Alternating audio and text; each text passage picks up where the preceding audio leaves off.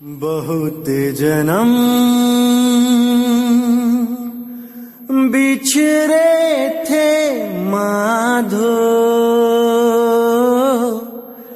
एह जन्म तुम्हारे लेखे, एह जन्म तुम्हारे लेखे। बहुत जन्म बिछड़े थे माधो, एह जन्म तुम्हारे लेखे, एह जन्म तुम्हारे लेखे। बहुत जन्म बिछुरे थे माधो, एह जन्म तुम्हारे लेखे, एह जन्म तुम्हारे लेखे। कहे रविदास आस लग जीवों, चिर भयो दर्शन देखे। बहुत जन्म बिछड़े थे माधो, एह जन्म तुम्हारे लेखे, एह जन्म तुम्हारे लेखे। नमस्कार मेरे प्यारे भाइयों, मेरे परमात्मा के प्यारे जीव हंसों। मैं परमपिता परमात्मा से यही अरदास करता हूं कि आप सब मेरे भाइयों का विवेक पहले से ज्यादा और ज्यादा से ज्यादा बढ़ता ही जाए, और ऐसी कोई दुविधा ना रहे जो आपके मन में 1% भी घर कर पाए। क्योंकि अगर किसी भी प्रकार की दुविधा आपके मन में है तो आप भक्ति कर ही नहीं सकते, क्योंकि भक्ति करने के लिए पूरा विश्वास चाहिए होता है। और पूरा विश्वास कैसे पैदा होता है? सत्य असत्य का निर्णय करने पर। जब आप सत्य और असत्य का निर्णय करना सीख जाते हो, फिर जो अंदर से शक्ति पैदा होती है उसको विश्वास कहते हैं, उसको परख कहते हैं। जैसे आप मार्केट में कुछ खरीदने जाते हो, कोई सब्जी या फल, जब आप उसको अच्छी तरह परख लेते हो तो ऑटोमेटिकली अपने आप विश्वास बन जाता है कि यही सामान मैंने घर लेके जाना है। परखने के बाद कोई संदेह नहीं रह जाता कि यह सही है कि नहीं है। वो देख लिया है आपने, परख लिया है।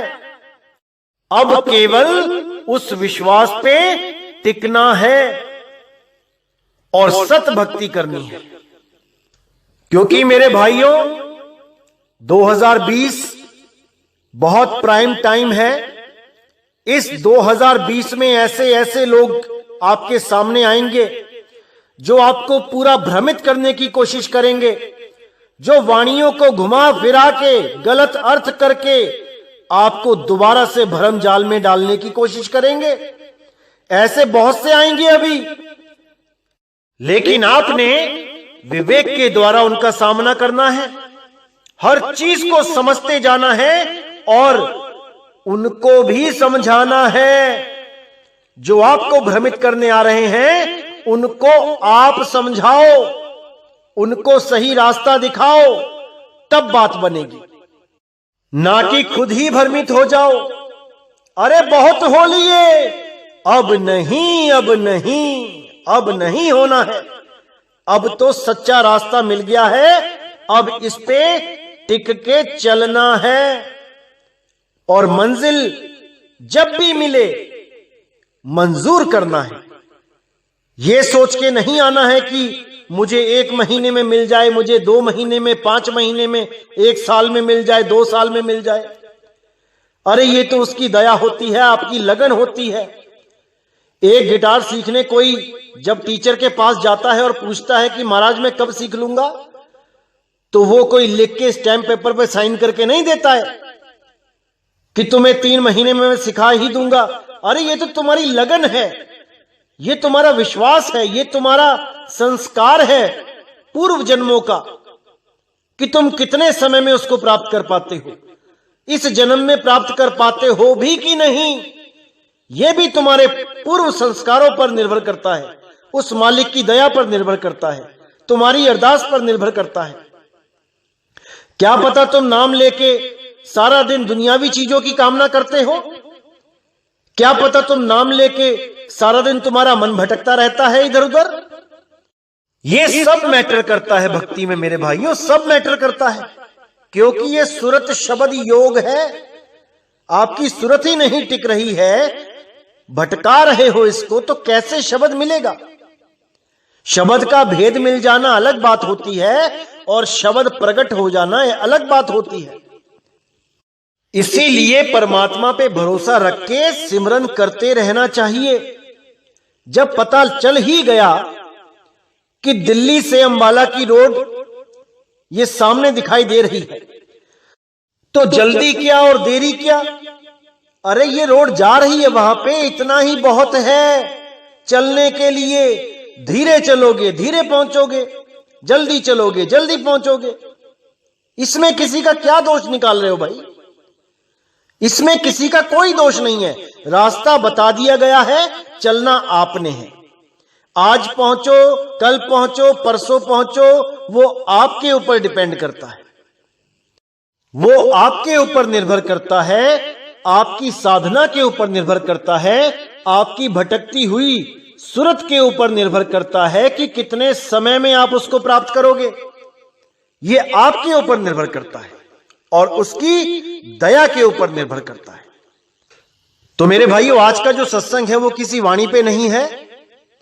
आज का सत्संग उन भाइयों के लिए है जो सब कुछ समझने के बाद भी केवल एक पॉइंट पे आके अटक गए हैं कि कबीर साहिब और धर्मदास जी की बात तो बहुत साल पहले हुई थी, जब उन्होंने बोला कि मैं 7 दिन कालिंजर में रुक के आया हूं, और मदन साहिब तो कालिंजर में बहुत सालों के बाद गए थे, तो ये मेल कैसे हो सकता है। इस पॉइंट के ऊपर बहुत से लोग विचलित हो गए कि ऐसा कैसे हो सकता है। तो भाइयों, मैंने ये पहले ही बता दिया था, 137 नंबर आप सत्संग सुनेंगे, उसमें मैंने खुलासा किया था कि ऐसा कोड क्यों लगाया गया। ये वाणियों में कोड लगे होते हैं। मैंने खुलासा किया था कि ये कोड इसलिए लगाया गया है ताकि काल के दूत इस ग्रंथ में मिलावट ना कर दें, इस वाणी के साथ, इस कालिंजर के साथ हेर फेर ना कर दें, इन 7 दिनों के साथ कोई हेर फेर ना कर दें। क्योंकि जैसे मैंने प्रमाण दिया था कि पहला पंथ कहीं पे नारायण दास लिख दिया, कहीं पे जागू दास लिख दिया, ऐसे ही ये लोगों ने वाणियों में मिलावट करी।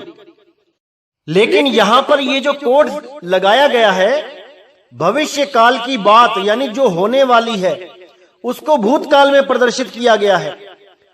जो 7 दिन कई सालों के बाद आने थे, वो 7 दिन भूतकाल में लिखवा दिए गए कि हे धर्मदास लिखो कि आप 7 दिन कहां होके आए। और उसके जवाब में कबीर साहब ने बोला कि मैं 7 दिन कालिंजर में होके आया, ताकि जब सही समय आएगा तो प्रमाण के साथ कालिंजर का भेद खोला जाएगा। क्योंकि बहुत से काल के दूत कालिंजर के नाम से भ्रमित करेंगे लोगों को कि वो रामदूत मदन साहिब ही हैं जो कालिंजर में थे। इसीलिए मदन साहिब वाले कालिंजर वन को सही सिद्ध करने के लिए ये वाणी लिखी गई थी कोड में।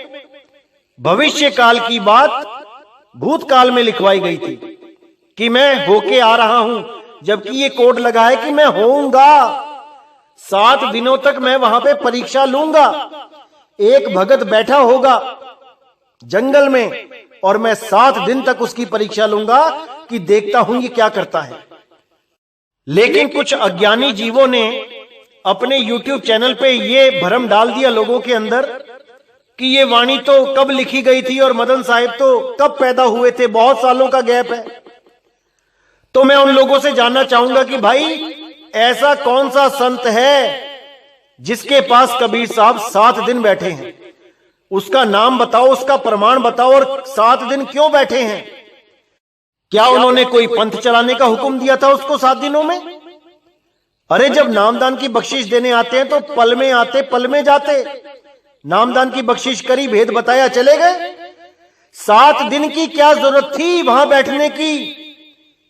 इसका जवाब आप उन लोगों से मांगो। क्या जरूरत थी 7 दिनों की? क्या 7 दिन लग गए उसको ज्ञान समझाने में? और अगर 7 दिन लग गए तो क्या ज्ञान समझाया, वो भी प्रमाण मांगो। कौन सा ग्रंथ लिखवाया, क्या भेद बताए, सारा पूछो उनसे। देखना किसी को भी जवाब नहीं आएगा, क्योंकि वो लोग केवल भ्रमित करना जानते हैं। वो केवल भ्रमित करना जानते हैं। क्योंकि जैसे मैंने प्रमाण, तो ज्यादा जानकारी के लिए जब आप मदन साहिब का जीवन परिचय पढ़ोगे, उसको समझोगे, तब आपको पता लगेगा कि मदन साहिब 7 दिन के लिए कालिंजर वन में भक्ति करने बैठ गए थे, अपने मालिक को याद करने बैठ गए थे कि मुझे आके रास्ता बताओ। नहीं तो अगर 7 दिन में आप नहीं आए तो मैं तलवार से अपनी गर्दन काट दूंगा। आज भी वो तलवार मदन साहिब की वहां पे कुटिया बनी है खरौना में, वहां पर आज भी वो तलवार पड़ी है। तो ये 7 दिन मदन साहिब के लिए ही लिखे गए थे। नहीं तो कोई और ऐसा संत नहीं है जो ये प्रमाण दे सके कि 7 दिन कबीर साहब जी उसके पास रहे। कोई वाणी, कोई ग्रंथ, ऐसा कोई प्रमाण नहीं हो सकता। तो जिन लोगों पे आप विश्वास कर रहे हो, जिन्होंने आपको भ्रमित कर दिया है, उनसे पूछो कि दिखाओ कौन सा ग्रंथ है जहां पे लिखा है कि 7 दिन कबीर साहब रहे उनके साथ। कौन से महात्मा के साथ रहे, क्या नाम है उनका, कौन सा पंथ चलाया उन्होंने, कितने शिष्य बनाए, क्या नाम दीक्षा दी, उनका इष्ट देव कौन है, कहां पे उनका आश्रम है, सब कुछ पूछो। देखो कैसे चुप हो जाते हैं, जुबान नहीं निकलेगी। केवल भ्रमित करना जानते हैं वो, इससे ज्यादा कुछ नहीं। तो मैं डिस्क्रिप्शन में लिंक भी दे रहा हूं जहां पे आप मदन साहिब के जीवन परिचय के बारे में आप सुन सकते हैं। यह वीडियो 15 जनवरी 2019 को डाली गई थी और मैंने जो कालिंजर पे सत्संग किया था वो 2020 में जनवरी में किया था।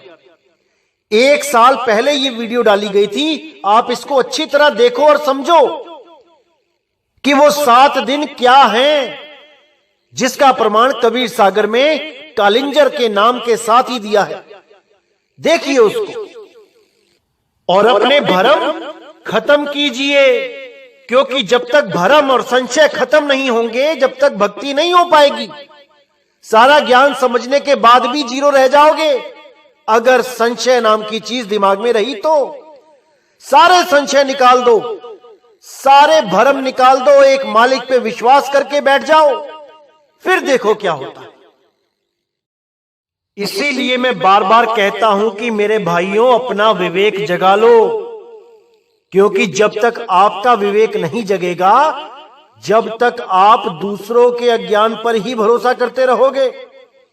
दूसरों के ऊपर भरोसा करने से कुछ नहीं मिलेगा, क्योंकि हर इंसान की सोचने समझने की क्षमता अलग अलग होती है। कोई उसी चीज को कुछ अलग ढंग से सोचता है, कोई उसी चीज को अलग तरीके से सोचता है, अलग दृष्टिकोण से देखता है। इसलिए आपको केवल अपने ऊपर विश्वास होना चाहिए। आप निरीक्षण परीक्षण करो हर चीज का, तब आप समझ पाओगे कि खेल चल क्या रहा है। अगर आप दूसरों के ऊपर आधारित हो जाते हो तो आपके विवेक का क्या फायदा। आपको परमात्मा ने विवेक क्यों दिया? आपको इसीलिए विवेक दिया है कि आप अपने विवेक का इस्तेमाल करो। बाल की खाल निकालना सीख लो, नहीं तो कोई भी काल का दूत आके आपको भ्रमित करके चला जाएगा और आप विवेकी ना होने के कारण इसी जन्म मरण में उलझे रह जाओगे। उसका कुछ नहीं जाएगा जो आपको भ्रम का बीज डाल के चला गया आपके दिमाग में, उसका कुछ नहीं जाएगा। वो तो जहां जा रहा है वहां चला ही जाएगा। लेकिन आप इतना ज्ञान समझने के बाद भी अगर केवल एक पॉइंट पे रुक जाते हो तो सच में आप नहीं समझ पा रहे हो कि कितना बड़ा नुकसान करने जा रहे हो आप अपना, बहुत बड़ा नुकसान, जिसकी भरपाई आपको जन्मों जन्म तक चुकानी पड़ेगी। इसीलिए मैं कह रहा हूं पूरा विवेक लगा दो, हर चीज को समझ जाओ। इतनी वाणियां प्रमाणित कर दी हैं कि अब कुछ बचा ही नहीं है। अगर अभी भी नहीं समझ पाओगे तो कभी नहीं समझ पाओगे। परमात्मा ने बहुत बड़ा मौका दिया है आप सब भाइयों को। ये सत्य उजागर जो हो चुका है, ये बहुत बड़े भाग हैं आपके जो आप इस सत्य को सुन रहे हो। नहीं तो युगों युगों से अज्ञान को ही सत्य मान के बैठे थे। इतने नाम जपे होंगे आपने सतयुग में, द्वापर में, त्रेता में, क्यों बैठे हो यहां पे फिर आप? इसका मतलब जो भी नाम जपे हैं वो असत्य थे, सतनाम नहीं था। पता नहीं कितने युग ओम का जाप करते रहे, कितने युग सोहंग का जाप करते रहे, कितने युग ओम सोहंग जपते रहे, कितने युग ज्योति निरंजन ओंकार आरंकार सोहंग सतनाम जपते रहे, सतपुरुष अकाल मूर्त शब्द रूपी राम जपते रहे, ओम तत्सत करते रहे, हरे कृष्णा हरे राम करते रहे। लेकिन आज भी यहीं बैठे हैं। इसका मतलब उन नामों से हमें कोई लाभ नहीं हुआ। यहीं के यहीं बैठे हैं आज भी। तो इसलिए मेरे भाइयों, अगर इस बार निकलना है तो अच्छी तरह इस ज्ञान को समझ लो, नहीं तो जहां पे आप हो वहीं रहो। किसी को कोई फर्क नहीं पड़ता। फर्क तो आपको पड़ेगा जब अंत समय आएगा, तब समझ में आएगा कि क्या करना था और क्या करते रहे। तो इसीलिए मैं कहता हूं समय मत गवाओ, अभी पूरा विवेक लगा दो, हर चीज को अच्छी तरह समझ लो। आपका कोई मैं दुश्मन नहीं हूं, आपकी भलाई ही चाहता हूं। इसीलिए आपको मैं पूर्ण विवेकी बनाना चाहता हूं और कुछ नहीं। तो ये जो सत्संग मैं आज कर रहा हूं, ये केवल उन लोगों के लिए है जो लोग इन तारीखों में उलझे पड़े थे कि कबीर साहब और धर्मदास जी की बात तो कब हुई थी और मदन साहिब कब पैदा हुए, इतना बड़ा गैप है बीच में। तो ये कोड लगे होते हैं मेरे भाइयों, ये कोड आप लोगों के लिए ही लगाए गए हैं, क्योंकि अगर ये कोड ना लगे हो तो काल के दूत अर्थ का अनर्थ कर देंगे। लेकिन आपको हर चीज सही समय पे पहुंचे, इसलिए इनमें कोड लगाए जाते हैं और सही समय आने पर ही कोड खोले जाते हैं। तो अब समय आ चुका है, हर कोड खोल दिया जाएगा, लेकिन आप उन चीजों को समझने की कोशिश करो, क्योंकि कोड आप लोगों के लिए खोले जा रहे हैं, अपने लिए नहीं खोल रहा हूं मैं। मुझे तो पता है क्या चीज चाहिए थी और क्या मिली है, ये आपकी भलाई के लिए खोले जा रहे हैं। तो पूरा विचार करना है मेरे भाइयों, बिल्कुल भ्रमित नहीं होना है और सत्संग को अच्छी तरह सुनना है, समझना है। एक नंबर से स्टार्ट करो, धीरे धीरे धीरे ऊपर की तरफ आते चले जाओ, हर चीज समझ में आने लग जाएगी। ऐसा कुछ नहीं बचेगा जो नहीं समझ में आएगा, लेकिन विवेक को जगा के रखो, तब समझ में आएगा। तो इसी के साथ आज का सत्संग समाप्त करता हूं और बहुत जल्दी अगला सत्संग भी आएगा, जिससे आपके सारे अज्ञान के जितने पर्दे हैं ये सब खुल जाएंगे। ज्ञान कपाट एकदम ऐसा खुलेगा कि फिर कोई काल का दूत आपको भ्रमित नहीं कर पाएगा। इसी के साथ मुझे विदा कीजिए मेरे भाइयों।